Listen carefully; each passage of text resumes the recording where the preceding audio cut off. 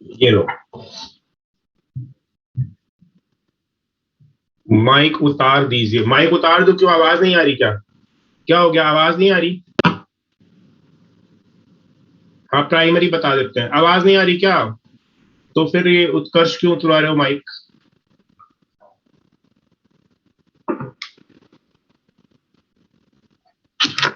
अब ठीक है, अब ठीक आ रही है आवाज? अब आ रही है?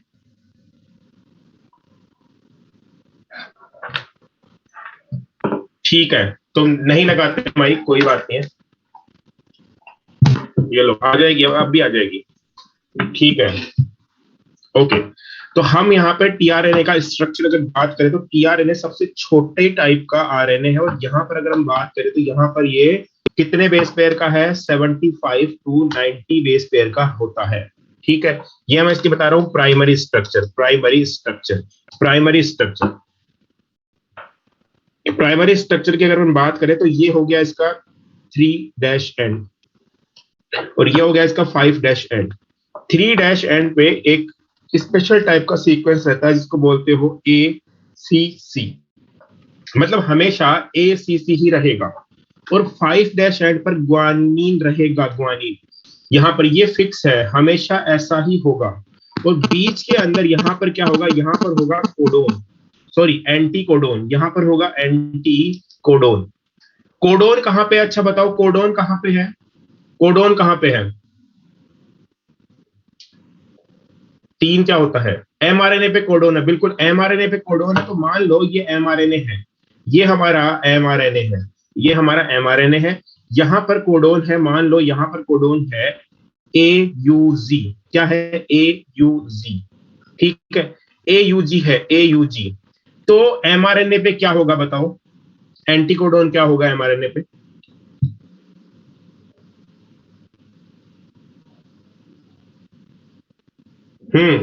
यहां पे होगा U, फिर A, फिर C, ये होगा।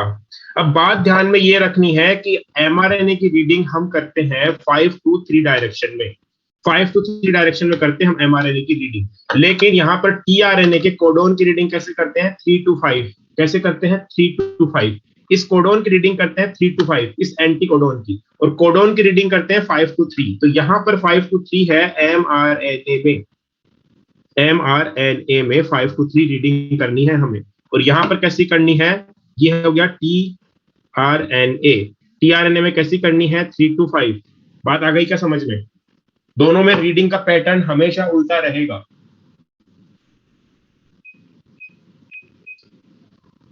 ठीक है, तो इस तरह से इसको बना लो जल्दी से।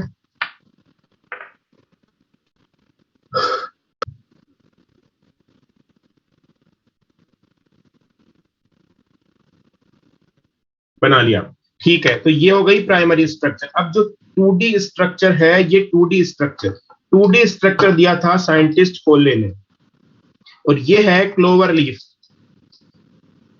ये कैसा मॉडल है? ये है क्लोवर लीफ मॉडल, इसको बोलते हैं clover leaf model. Clover leaf model का मतलब क्या होता है? जैसी हमें क्लोवर लीफ दिखती है वैसा ही ये भी दिखता है। क्लोवर मतलब लॉन्ग, क्लोवर मतलब लॉन्ग, तो ये है clover leaf model. Clover leaf model, clover मतलब लीफ होती है लॉन्ग की, वो कुछ इस तरह की दिखती है। ये क्या है? रेचिस, और ये यहाँ पर मिडरिप से इस तरह से होता है, ये इस तरह से। बात आ गई क्या समझ में? इस तरह से क्लोवर लीफ होती है। इसी मॉडल को हेयर पिन मॉडल भी बोलते हैं, हेयर पिन मॉडल। अब देखो, यहां पर ये मॉडल मैं बना रहा हूं 2D मॉडल। ये मॉडल इस तरह से,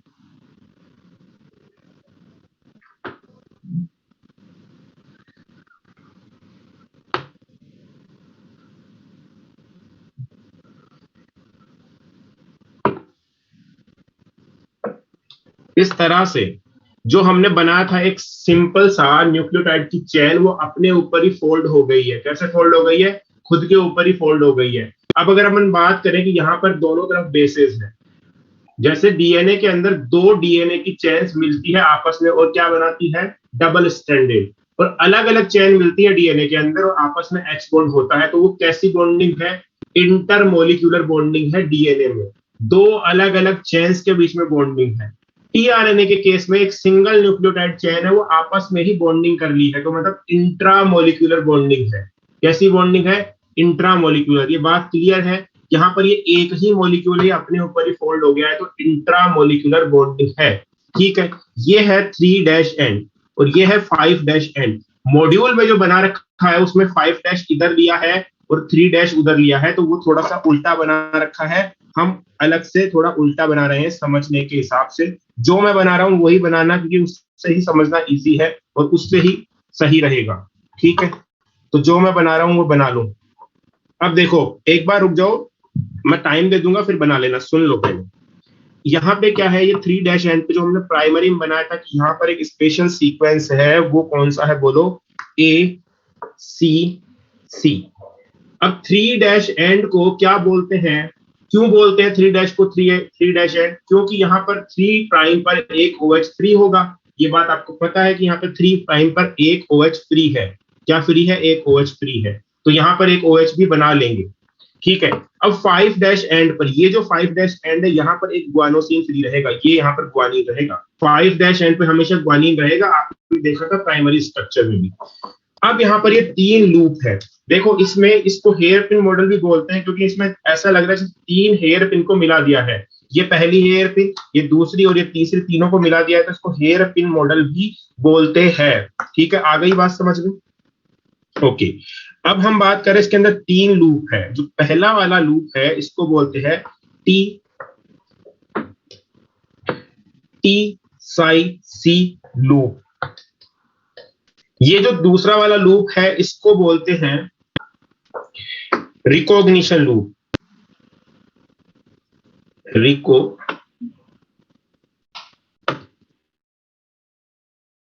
आइनोसिन रिकॉग्निशन लूप का ही दूसरा नाम आइनोसिन लूप है। रिकॉग्निशन लूप का दूसरा नाम आइनोसिन लूप है। रिकॉग्निशन लूप के अंदर रिकॉग्निशन साइट पे, या रिकॉग्निशन लूप, जो रिकॉग्निशन, इसको ऐसा करो तुम समझने के लिए, ये कर लो, रिकॉग्निशन साइट लिख लो। आइनोसिन लूप कहां है? आइनोसिन लूप में क्या है? रिकॉग्निशन साइट, ऐसे लिख लो।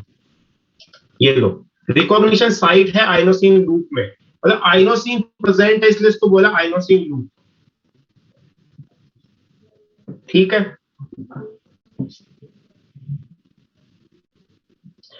अरे कोडिंग की रीडिंग पैटर्न बोला है। कोडोन क्या होता है एक बार सही से समझा दो।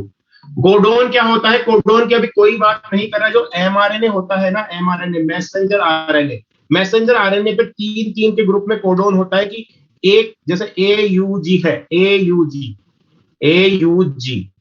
फिर यहां पर है CCC, फिर यहां पर है ACU।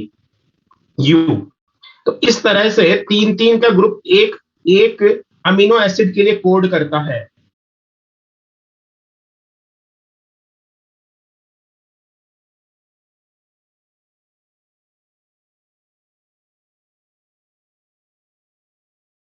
जब प्रोटीन का सिंथेसिस होता है तो वहां पर एक असेंबली बनती है जिसको बोलते हो पॉलीराइबोसोम।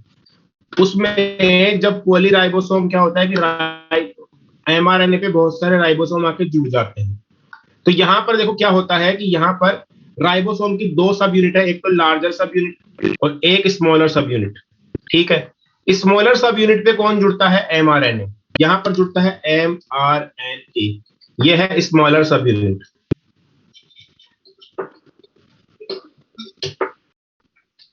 और ये लार्जर सब यूनिट है, इस पे जुड़ता है टीआरएनए। कौन? टीआरएनए। ये जो टीआरएनए है, ये टीआरएनए जो है, ये टीआरएनए किस लूप से जुड़ता है? टी साई सी लूप से। ये टीआरएनए टी साई सी लूप से एमआरएनए से जुड़ता है। ये बात आपको क्लियर होनी चाहिए। ठीक है, टीआरएनए टी साई सी लूप से राइबोसोम से जुड़ता है बड़ी सब यूनिट से। तो इसका काम लिखो, इट अटैच टीआरएनए। इस लूप का काम लिखो, it attach tRNA with larger subunit of ribosome, with larger subunit of ribosome। लिखो इसका काम।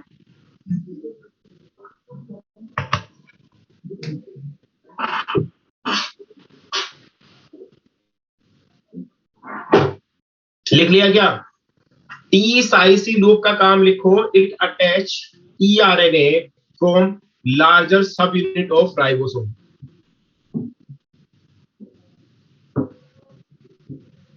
It attach tRNA from larger सब यूनिट ऑफ राइबोसोम। ठीक है,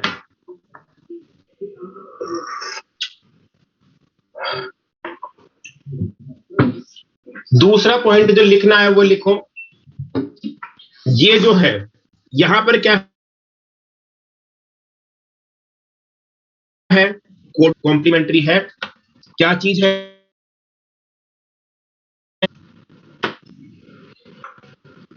दिस लूप हैव,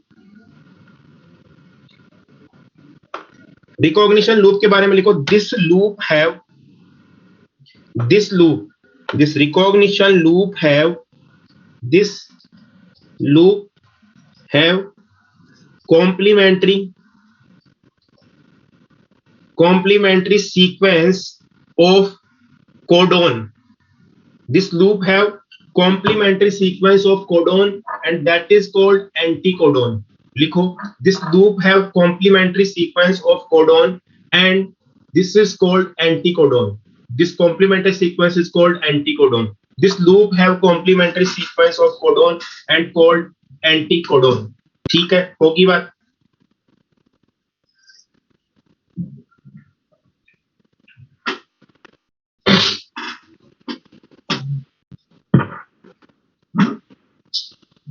अरे बोल लो।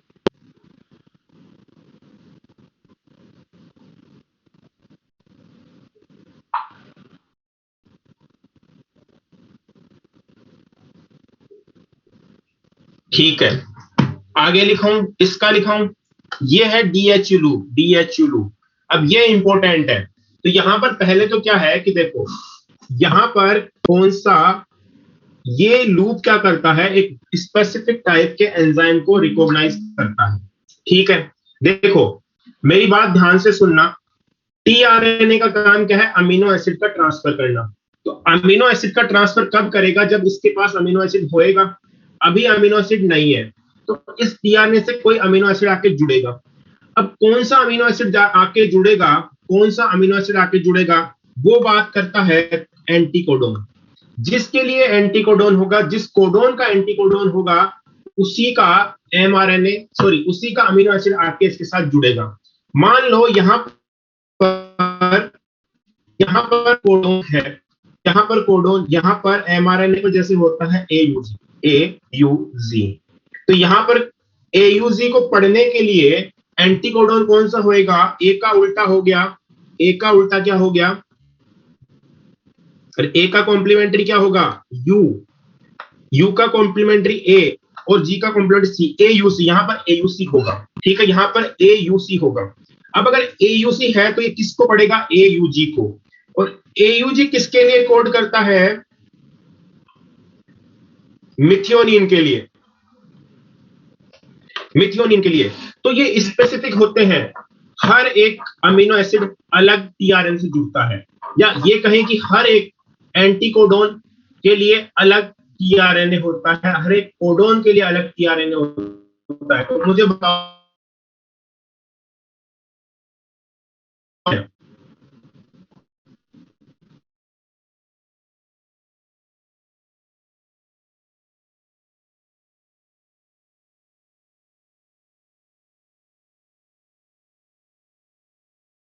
बात समझ में आ रही है ना? अच्छा आप बताओ, अमीनो एसिड कितने टाइप के होते हैं? 20 टाइप के, 20 टाइप के। हाँ, टीआरएनए 61 टाइप के होंगे, 61 टाइप के।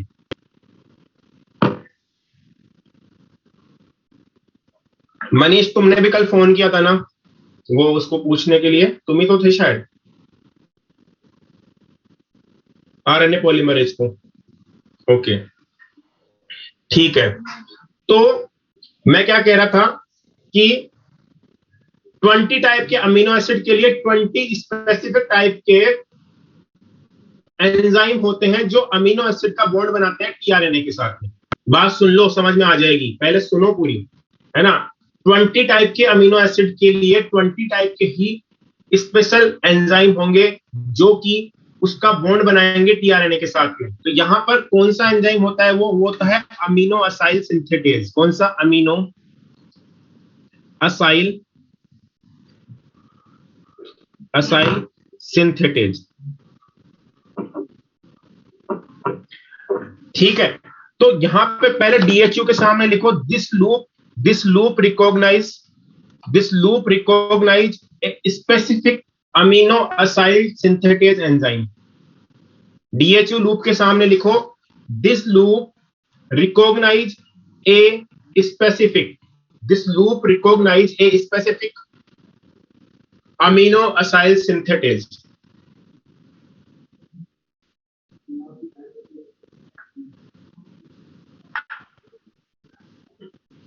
This loop recognize a specific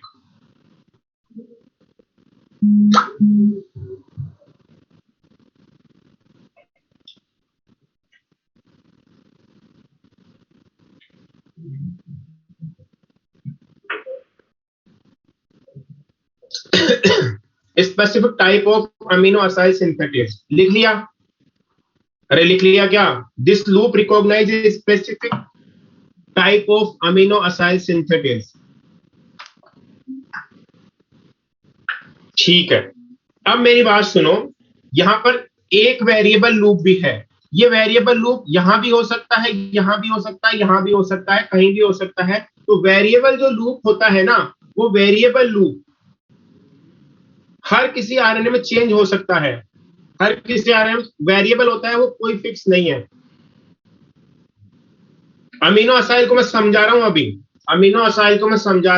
अभी समझ में आ जाएगा, उसके बाद में बोलना। अभी मैंने नहीं समझाया, अभी केवल लिखाया है। अब मेरी बात सुनो, मैं इसको रब करूंगा।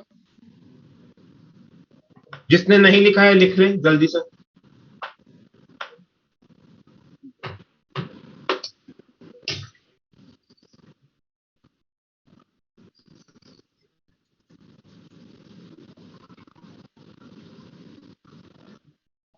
अब तुम्हें वापस से टीआरएनए का स्ट्रक्चर वापस से बना लो अपनी कॉपी में।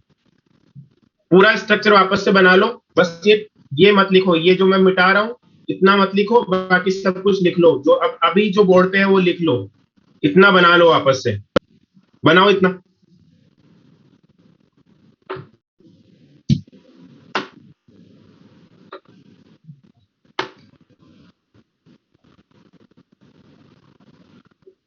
बनाओ इतना।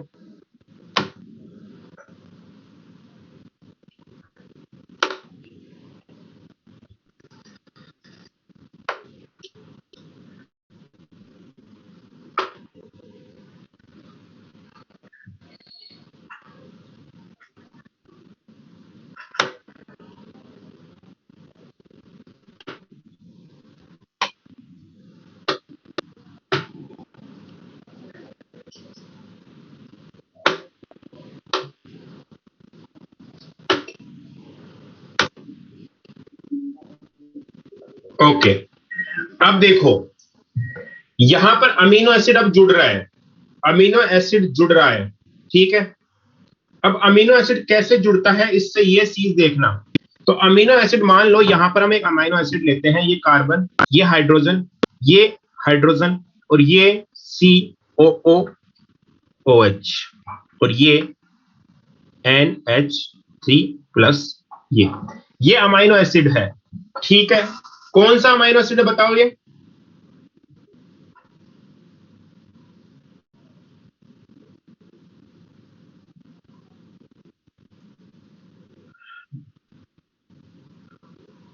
ये ग्लाइसिन है, बेसिक अमीनो एसिड, सबसे सिंपलेस्ट अमीनो एसिड। बेसिक नहीं, सबसे सिंपलेस्ट ग्लाइसिन। पर हम ग्लाइसिन के बारे में नहीं कुछ पढ़ रहे हैं, हम तो कॉमन ले रहे हैं, तो हम यहाँ पे R ले लेते हैं। तो यहाँ पर H की जगह पे क्या ले लो? R। H की जगह पे क्या ले लेते हैं? R। अब ये कोई सा भी अमीनो एसिड हो सकता है, ठीक है, यहाँ पे ले लो R। अब क्या होगा देखो, अब क्या होगा, यहां पर ये वाला OH और ये H मिलकर के एक बॉन्ड बनाएंगे। ये वाला H और ये OH मिलकर के एक बॉन्ड बनाएंगे। यहां पर -H2O होगा, -H2O। ठीक है, -H2 बनाओ इसको, जल्दी से करो, ऐसा कर लो। अब तुम्हें लाइन खींच के उधर वापस से बनाना है, इधर करके इधर वापस से बनाना है, ठीक है, ऐसे वापस से बनाना है तुम्हें, यहां पर ये वापस से बनाना है तुमको, ठीक है। ये इस तरीके से, ये O, फिर ये C डबल बॉन्ड O, फिर ये R, फिर ये R, सॉरी ये C, फिर ये R, फिर ये NH3 और ये फिर H। ये वापस से बनाओ, बनाओ इसको ऐसे सामने करके, जो मैंने बनाया उस तरह से बनाओ। बॉन्ड बन गया, बॉन्ड फॉर्मेशन दिखाओ। तो इसके सामने, इस तीर के सामने ऐसा कैसा बना लो पहले, मैं मिटा के बना सकता हूं, मेरे पास ऑप्शन है।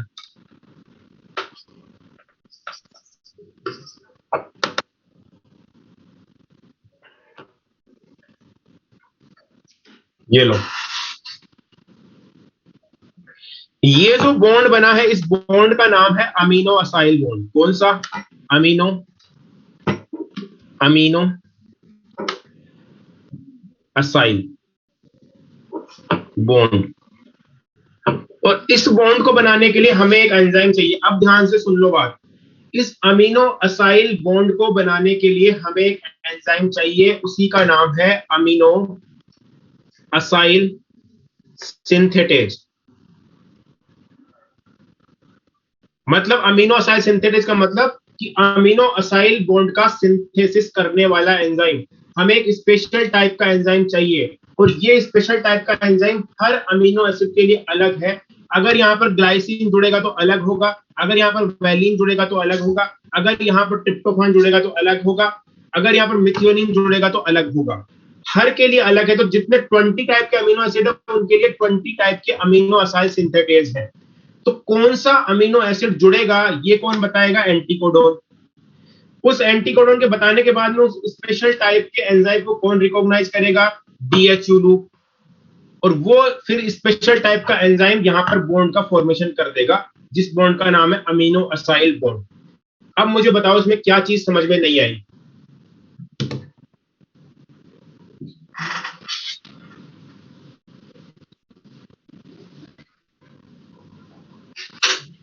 अरे सब बोलो।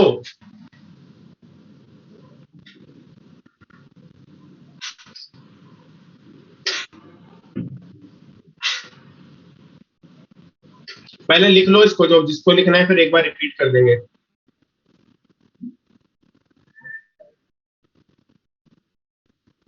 ये एरो नहीं है, ये तो मैंने समझाने के लिए कुछ बना दिया होगा, ये एरो नहीं है, यहाँ तो कुछ भी नहीं है।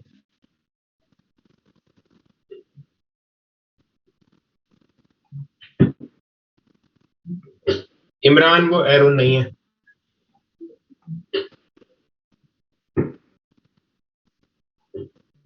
अमीनो असाइल सिंथेसिस डीएचयू पे फॉर्म नहीं होगा, उसको पहचान के साइटोप्लाज्म में से उसको पहचान के, उसको पहचानेगा कौन? उसको पहचान के अपने पास कौन लेके आएगा?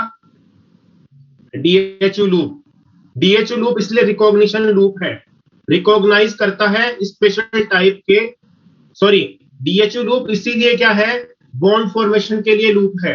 ये बॉन्ड फॉर्मेशन के लिए रिकॉग्नाइज करता है स्पेशल टाइप के अमीनो असाइल सिंथेटेज को। हाँ, amino acyl synthetase amino acyl bond बनाने में हेल्प करेगा। अरे नाम देखो, अमीनो असाइल सिंथेटेज मतलब अमीनो असाइल का सिंथेसिस करने वाला। तो ये बॉन्ड का नाम है अमीनो असाइल बॉन्ड। तो इस बॉन्ड को बनाने में हेल्प करेगा। लेकिन बात ये है कि ये एंजाइम बहुत स्पेसिफिक है। मैथियोनिन के लिए अलग है, ग्लाइसिन के लिए अलग है, ट्रिप्टोफान के लिए अलग है। तो 20 टाइप के अमीनो एसिड के लिए 20 टाइप के एंजाइम्स हैं।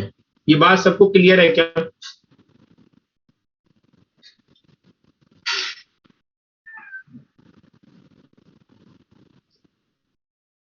ठीक है।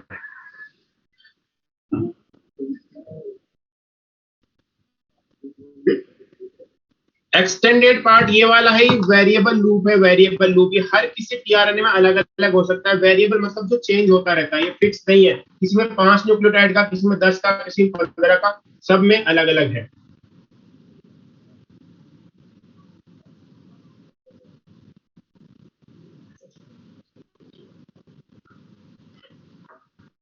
अरे ये साइटोप्लाज्म में पड़ा हुआ है, साइटोप्लाज्म में से इसको पहचान के और अपने पास लेके आने वाला है डीएचयू।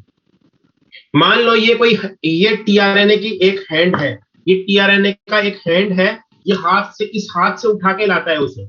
अब समझ लो, जैसे मान लो तुम्हें कोई छोड़ दे खाना खाने के लिए कहीं पे शादी में, अब तुम अपने हाथ से गुलाब जामुन उठा के लाओगे, तुम्हारी इच्छा है वो कौन बताएगा? तुम्हारा माइंड बताएगा तुम्हें गुलाब जामुन खाना है, आइसक्रीम खाना है, तो वो बताता है गुलाब जामुन खाना, आइसक्रीम खाना है, वो बताता है ये एंटीकोडोन। ठीक है, वो बताता है एंटीकोडोन कि क्या खाना है। उस खाने को उठा के अपने हाथ से प्लेट में डालने वाला कौन है? हाथ। तुम्हारा हाथ डालता है प्लेट के अंदर, तो वो हाथ जो है ना, वो है डीएचयू। ये पड़े हुए साइटोप्लाज्म के अंदर तरह तरह के एंजाइम पड़े हुए, इसको इस हाथ से, डीएचयू वाले हाथ से उठा करके प्लेट में डालता है कौन? DHU loop. अब समझ में आ गई होगी बात?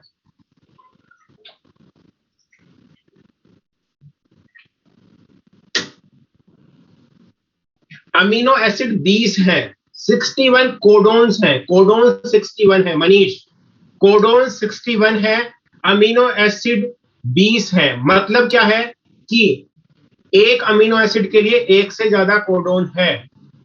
मान लो मिथियोनिन है, उसके लिए एक कोडोन है, पर मान लो ट्रिप्टोफान के लिए 4 कोडोन हो सकते हैं।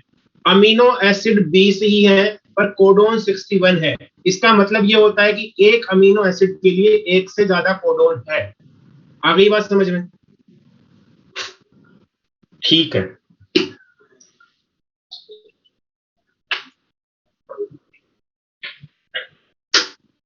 हाँ आगे टेबल बनाई जाएगी, बिल्कुल केतन समझ गया।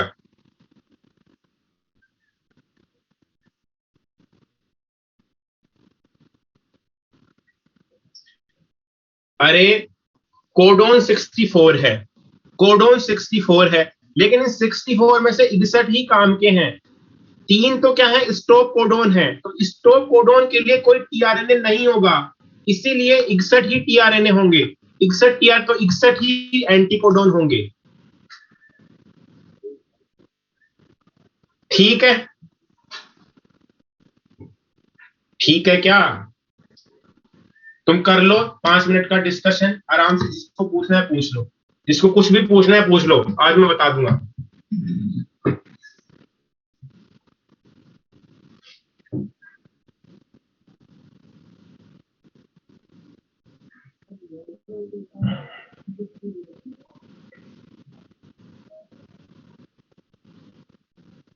Okay,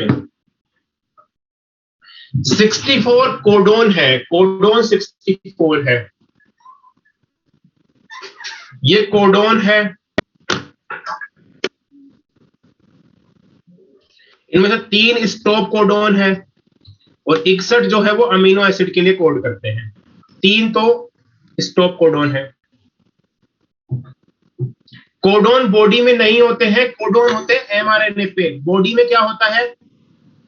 DNA. डीएनए मतलब कि क्रोमोसोम, क्रोमोसोम एक जीन होता है, जीन, जीन का ट्रांसक्रिप्शन होता है, फिर एमआरएनए बनता है। डीएनए है, डीएनए से क्या बनेगा? MRNA, mRNA. और इस एमआरएनए के ऊपर कोडोन है, इस एमआरएनए के ऊपर कोडोन है। इमरान, समझ में आ गई बात?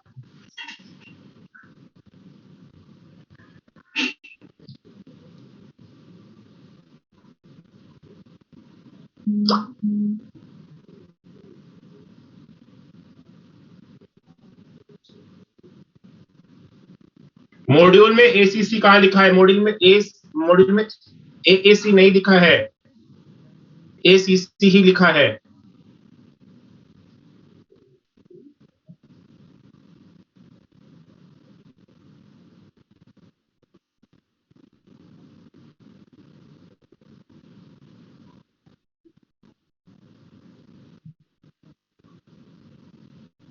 हाँ टीआरएनए 61 होंगे, 61, 61 होंगे टीआरएनए।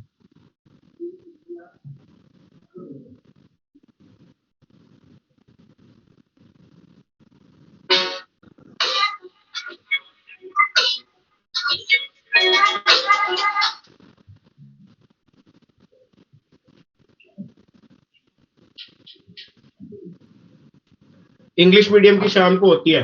बात करेंगे ट्रांसक्रिप्शन की। ट्रांसक्रिप्शन क्या है बताओ?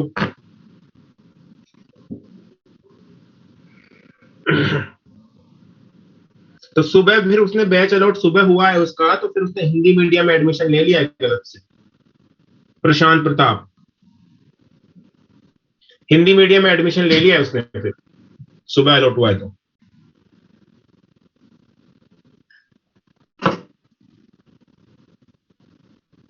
हाँ, डीएनए से आरएनए का बनना। हमारे पास में एक बहुत बड़ी हार्ड डिस्क है, उसमें से थोड़ा सा मटेरियल कॉपी कर रहे हैं। क्या कर रहे हैं? ये बहुत बड़ी हार्ड डिस्क है, यहाँ पे थोड़ा सा मटेरियल कॉपी कर रहे हैं। ये 50 GB की हार्ड डिस्क है, 50 GB की। यहाँ पर हम 1 GB डेटा ले रहे हैं। तो यही होता है, बहुत बड़ा डीएनए, उसमें से थोड़े से डीएनए का जो काम का है उसका हम एमआरएनए बनाएंगे, फिर उससे प्रोटीन बनाएंगे। जैसे कि हमारी सभी सेल्स में सभी जीन है, लेकिन इंसुलिन की जीन कहां पे एक्सप्रेस होती है? बीटा सेल्स में। तो बीटा सेल्स के अंदर बनता है इंसुलिन। तो वहां पर इंसुलिन की जीन का ट्रांसक्रिप्शन हो रहा है, वहां पे इंसुलिन की जीन से एमआरएनए बन रहा है, और फिर उस एमआरएनए से प्रोटीन बन रही है, और वो प्रोटीन ही इंसुलिन है। बात समझ में आ गई? तो हर एक सेल में अलग अलग जीन का ट्रांसक्रिप्शन होता है, हर एक सेल में अलग अलग जीन का ट्रांसक्रिप्शन होता है। ठीक है, तो ये बात समझ में आनी चाहिए। ठीक है, अब हम अपन बात करते हैं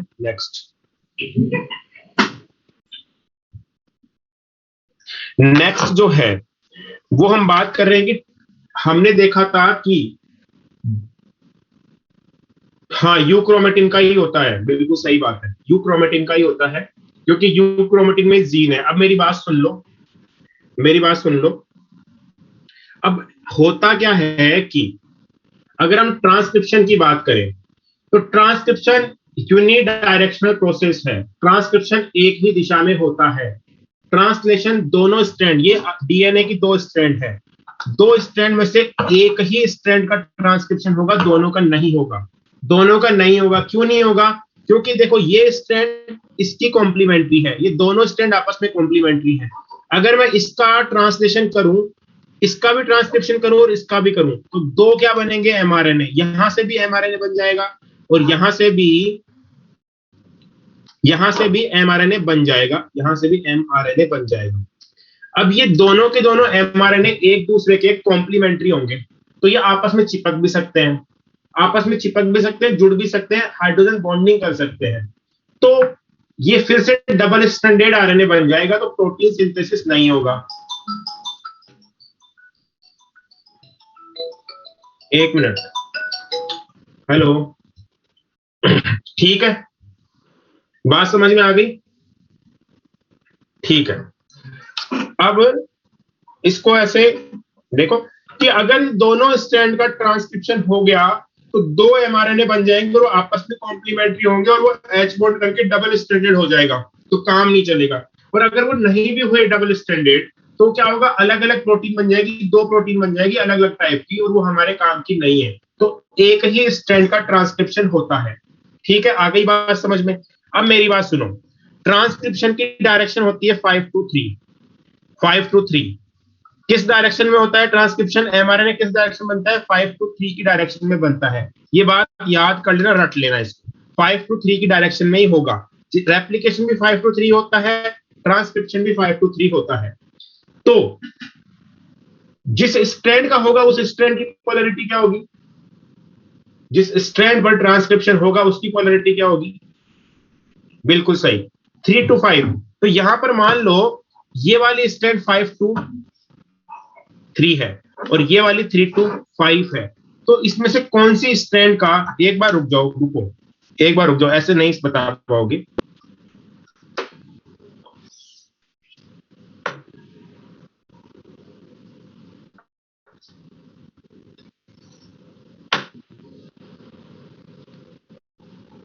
अब ये वाली जो ब्लू वाली है ये है 5 to 3 और ये रेड वाली है 3 to 5।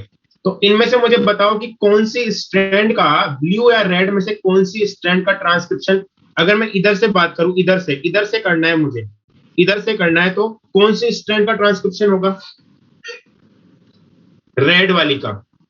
तो मतलब कि रेड वाली मेरी टेम्पलेट है, रेड वाली में इंफॉर्मेशन है, ठीक है। अगर मान लो अगर मान लो अगर मान लो ब्लू वाली में इंफॉर्मेशन हो, ब्लू वाली में इंफॉर्मेशन हो, तो क्या फिर ट्रांसक्रिप्शन नहीं होगा? अगर ब्लू वाली जीन हो, ब्लू वाली में इंफॉर्मेशन हो, तो क्या ट्रांसक्रिप्शन नहीं हो सकता उसका? हाँ, अगर ब्लू वाली में तो इसका ट्रांसक्रिप्शन इधर से होगा। तो ट्रांसक्रिप्शन यूनिडायरेक्शनल प्रोसेस है, या तो इधर से होगा या फिर इधर से होगा। रेप्लिकेशन बाई डायरेक्शनल प्रोसेस था। ये बात समझ में आ गई क्या?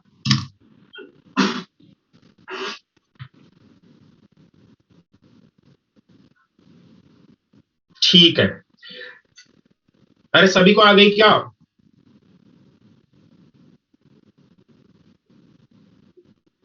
ठीक है। तो अब हम आगे बात कर रहे हैं। आगे बात जो कर रहे हैं वो देखो, यहां पे मेरी बात सुनो। ये वाली, मान लो कि यहां पर इस रेड वाली का ट्रांसक्रिप्शन होएगा। रेड वाली का क्या हो रहा है? ट्रांसक्रिप्शन।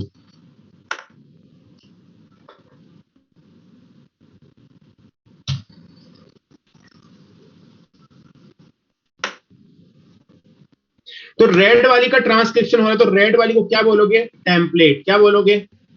टेम्पलेट। अरे क्या बोलोगे? टेम्पलेट, क्योंकि इसके ऊपर हो रहा है। इसी को क्या बोलोगे? Non coding. और इसी को क्या बोलोगे? Anti sense. बात समझ में आ गई? टेम्पलेट को ही नॉन कोडिंग बोलोगे, टेम्पलेट को ही एंटी सेंस बोलोगे, ठीक है। और जो टेम्पलेट नहीं है वो क्या है? Non template. यही क्या है? कोडिंग। और यही क्या है? सेंस। मतलब क्या है इस बात का? इस बात का मतलब यह है कि जो टेम्पलेट के ऊपर जो भी एमआरएनए बनेगा वो कैसा होगा? वो होगा इस स्ट्रैंड के जैसा, नॉन टेम्पलेट के जैसा। अरे इसी का कॉम्प्लीमेंट्री, इस रेड वाली का कॉम्प्लीमेंट्री कौन सा है? ब्लू वाला। तो एमआरएनए भी कैसा बनेगा? ब्लू वाले के जैसा। बस वहां पे फर्क ये होगा कि वहां पर क्या फर्क होगा? वहां पर थाइमिन की जगह पे यूरेसिल होगा, इतना ही फर्क होगा। बाकी बिल्कुल ब्लू वाले के जैसा ही एमआरएनए बनेगा। थाइमिन की जगह पे क्या होगा?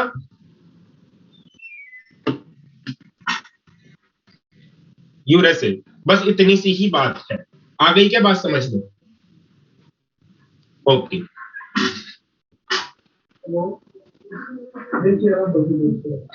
एंटी साइंस को नॉन साइंस नहीं बोल सकते, नॉन साइंस एक अलग चीज है। नॉन साइंस, नॉन सेंस एक अच्छी चीज नहीं है। एंटी सेंस मतलब कि जो सेंस है उसका एंटी है। नॉन सेंस मतलब उसमें कोई सेंस ही नहीं है। एंटी सेंस मतलब कि सेंस का एंटी, सेंस का अपोजिट, सेंस का कॉम्प्लीमेंट्री। आ गई बात समझ में आकृति?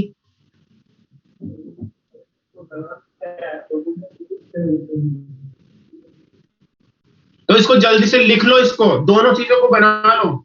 इसको मत बनाओ, रेड वाले को मत बनाओ, इसको बनाओ जल्दी से।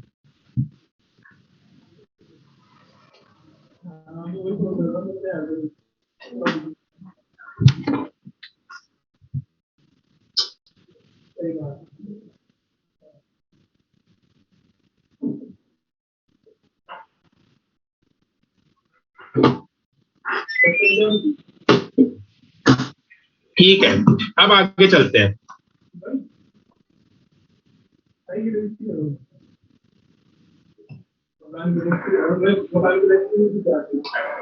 अब देखो क्या चीज है।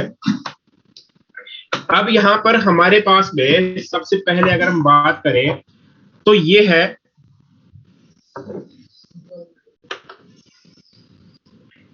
है हमारा डीएनए। इस डीएनए पे मान लो इतनी दूर के अंदर ही इंफॉर्मेशन है, इतनी दूर के अंदर ही इंफॉर्मेशन है, ठीक है। तो ये क्या हो गई? जीन हो गई। ये किसी चीज की एक जीन है। क्या है ये? जीन है। क्या है ये? जीन है। अब जीन क्या होती है बताओ? बताओ मुझे, जीन क्या होती है?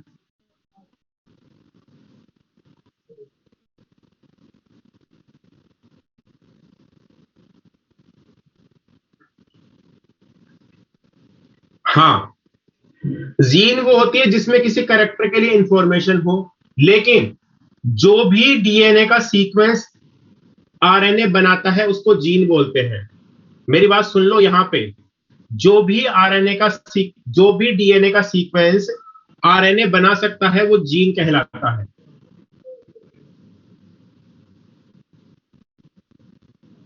डायरेक्शन पता चलती है, वो कैसे चलती है बता देंगे अभी सौम्या, कोई दिक्कत वाली बात नहीं है, अभी बता देंगे और बात करेंगे, अभी बहुत सारी चीजें करेंगे। अभी तो केवल एक ओवरव्यू दे रहा हूं। अभी मैं ट्रा अभी मैं ट्रांसक्रिप्शन नहीं पढ़ा रहा हूं, एक ओवरव्यू दे रहा हूं, एक स्कीम बता रहा हूं कैसे होता है, तो टेंशन में मत आओ, चीजें रिपीट होगी।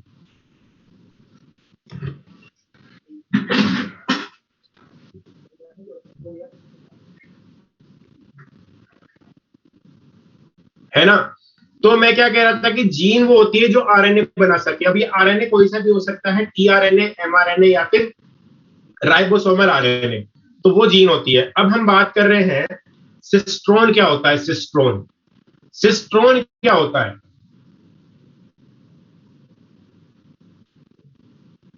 कोई बता सकता है सिस्ट्रोन क्या होता है?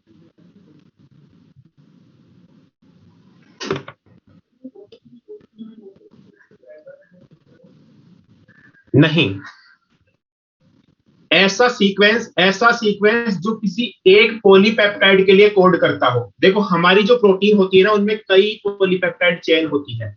जैसे जैसे जैसे हमारा है हीमोग्लोबिन।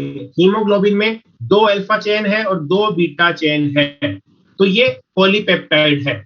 तो मान लो यहां से लेकर के और यहां तक की जीन क्या बनाती है? Alpha, alpha strand, alpha polypeptide chain, alpha alpha को बनाती है। ठीक है? और यहां से लेकर के यहां तक बीटा को बनाती है, यहां से लेकर के यहां तक बीटा को बनाती है, ये बीटा को बनाती है। तो ये अल्फा और बीटा को बनाने वाला सीक्वेंस क्या हो गया? एक सिस्ट्रोन। सिस्ट्रोन आ गया समझ में? आ गया समझ में? ठीक है, तो ये एक सिस्ट्रोन हो गया हमारा, सिस्ट्रोन हो गया।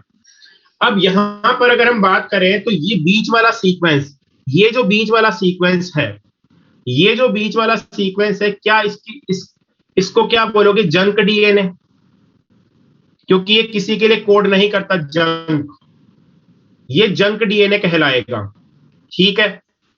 तो यहां पर हम अगर बात करें तो यहां पर देखो ये जीन है, हीमोग्लोबिन की जीन है, ये पूरी जीन है, यहां से लेकर और यहां तक ये पूरी जीन है, यहां से लेकर यहां तक। लेकिन इस जीन में कितने सिस्ट्रोन है? दो सिस्ट्रोन है, एक बनाता है अल्फा और एक बनाता है बीटा। तो हमारी जो यूकैरियोट्स की जीन होती है वो होती है पॉलीसिस्ट्रोनिक। कैसी होती है? पॉलीसिस्ट्रोनिक। ठीक है? यूकैरियोट्स की जीन होती है पॉलीसिस्ट्रोनिक, उनमें एक से ज्यादा सिस्ट्रोन होते हैं। लेकिन प्रोकैरियोट की जीन होती है मोनोसिस्ट्रोनिक, उनमें एक ही सिस्टोन होता है। बात समझ में आ गई? हमारी जीन यूकैरियोट्स की जीन पॉलीसिस्टोनिक होती है, जैसे कि आपको दिख रहा है सामने, एक ये सिस्टोन हो गया और एक ये वाला सिस्टोन हो गया। ठीक है? लेकिन यूकैरियोट्स की जीन जो होती है वो मोनोसिस्टोनिक होती है। सॉरी, प्रोकैरियोट्स की मोनोसिस्टोनिक, यूकैरियोट्स की पॉलीसिस्टोनिक जीन होती है। बात समझ में आ गई होगी। हमारे यूकैरियोट्स के अंदर हिस्टोन प्रोटीन को बनाने वाली जीन और इंटरफेरेंट हार्मोन बनाने वाली जीन मोनोसिस्टोनिक होती है। ये बात लिखी हुई है मॉड्यूल में भी, पीपीटी में भी। हमारे यूकैरियोट्स में हिस्टोन प्रोटीन को बनाने वाली जीन और इंटरफेरोन को बनाने वाली जीन कैसी होती है? मोनोसिस्टोनिक। बाकी सभी जीन पॉलीसिस्टोनिक होती है। तो जीन क्या होती है आपको समझ में आ गया होगा। अब मुझे ये बताओ, अच्छा इसको क्या बोलते हो? इस इंफॉर्मेशन वाले पार्ट को बोलते हो एक्सोन। यहां पे नहीं बोल रहे हैं, अब क्या बोलेंगे? अच्छा मुझे ये बताओ कि यहां पे मुझे बताओ, जब इसका ट्रांसक्रिप्शन होगा इस जीन का, तो उसमें ये जंक डीएनए का भी ट्रांसक्रिप्शन होगा क्या? बताओ।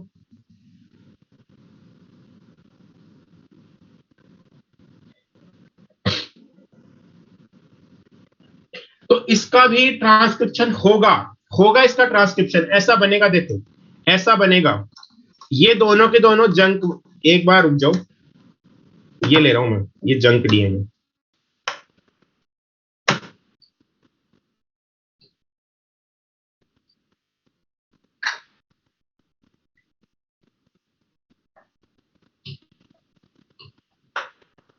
ये रेड कलर से लिया जंक डीएनए, ठीक है। अब यहां पर हमने क्या किया कि यहां पर वापस से पेन का कलर चेंज करना पड़ेगा मुझे। ये यहां पर बन रहा है इससे एमआरएनए। तो इस एमआरएनए में क्या क्या चीजें होंगी? एक तो होगी अल्फा के लिए एमआरएनए, एक होगी बीटा के लिए एमआरएनए, और एक होगा ये जंक डीएनए का एमआरएनए। जंक डीएनए का एमआरएनए, ये जंक भी होगा। ये लो, इस तरह का एमआरएनए बनेगा ये, जिसमें ये अल्फा वाला हो गया, ये बीटा वाला हो गया, और ये जंक वाला एमआरएनए हो गया। तो इसको क्या बोलोगे? एक्सोन। एक्सोन, और ये भी एक्सोन, और ये हो गया इंट्रोन। ये बीच में आ गया इंट्रोन, दो एक्सोन के बीच में इंट्रोन आ गया।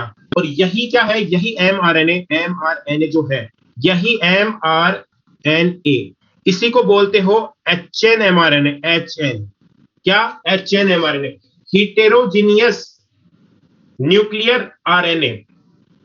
Heterogeneous nuclear, heterogeneous, H for heterogeneous, N for nuclear, M for messenger RNA. Heterogeneous messenger RNA, heterogeneous nuclear messenger RNA, ठीक है। अब क्या होता है कि ये बन गया, ये सेल है और ये न्यूक्लियस है, ये यहाँ न्यूक्लियर कोर है, ये यहां पे बना है, ये हिटेरोजीनियस आरएनए। ये बाहर नहीं आ पाएगा, साइटोप्लाज्म में नहीं आ पाएगा। कुछ प्रोटीन्स होंगी जो इसको रोक लेंगी यहीं पर गेट पे ही। वो बोलेंगे कि अभी तुम बच्चे हो, मैच्योर हो क्या हो, बड़े हो क्या हो, अभी तुम बच्चे हो, आगे नहीं जा सकते हो। इसको न्यूक्लियस के अंदर ही रोक लेगी कुछ प्रोटीन। फिर क्या होगा? इसकी स्प्लाइसिंग होगी। क्या होगी? स्प्लाइसिंग। तो इसके बाद में क्या होगा? इसमें से एक्सोन पार्ट को जोड़ दिया जाएगा, इंट्रॉन को निकाल दिया जाएगा। तो यहां पर ये दोनों के दोनों एक्सोन आ गए, ये लो।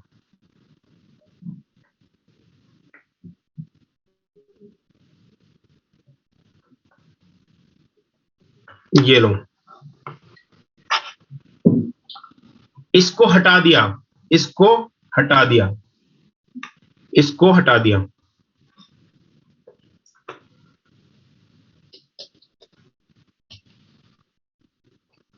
और इस प्रोसेस का नाम है जीन स्प्लाइसिंग। और अब ये बन गया है मैच्योर एमआरएनए। अब ये प्रोटीन सिंथेसिस कर सकता है। ये बात सभी को समझ में आ गई क्या? ये बात सभी को समझ में आ गई क्या? तो इसको बना लो जल्दी से।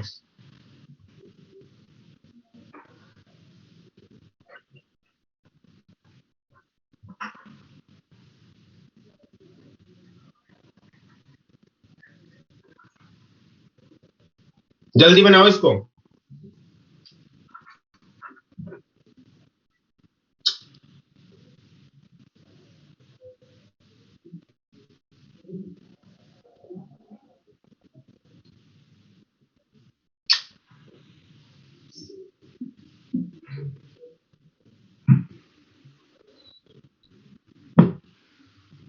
अरे ये एक्सप्रेस क्यों करेगा? ये जंक डीएनए है, ये यहाँ पर डीएनए में प्रेजेंट था, यहाँ पर इस जगह प्रेजेंट था, तो इसका भी ट्रांसक्रिप्शन हो गया साथ में। पर इसको हटाना जरूरी है, अगर इसको नहीं हटाओगे तो फिर क्या होगा?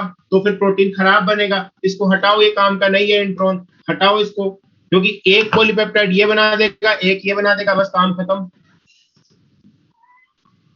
हाँ, जंक डीएनए नहीं, जंक डीएनए नहीं करी है। सिस्ट्रॉन की डेफिनेशन ये है कि segment of DNA that have information for one polypeptide chain.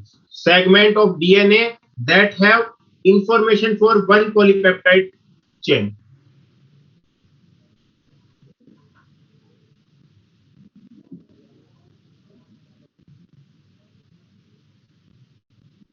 हाँ, वही तो बोल रहा हूं कि जंक डीएनए से बना एमआरएनए इंट्रोन कहलाएगा।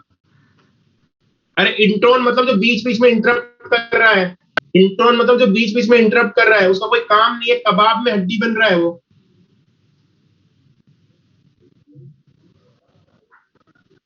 आ गई के बात समझ में?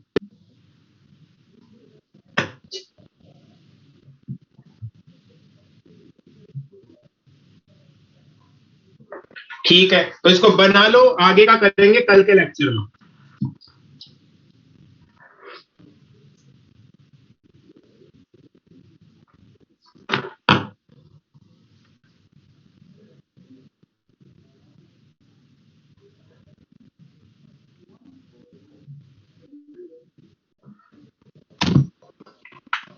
Okay, thank you.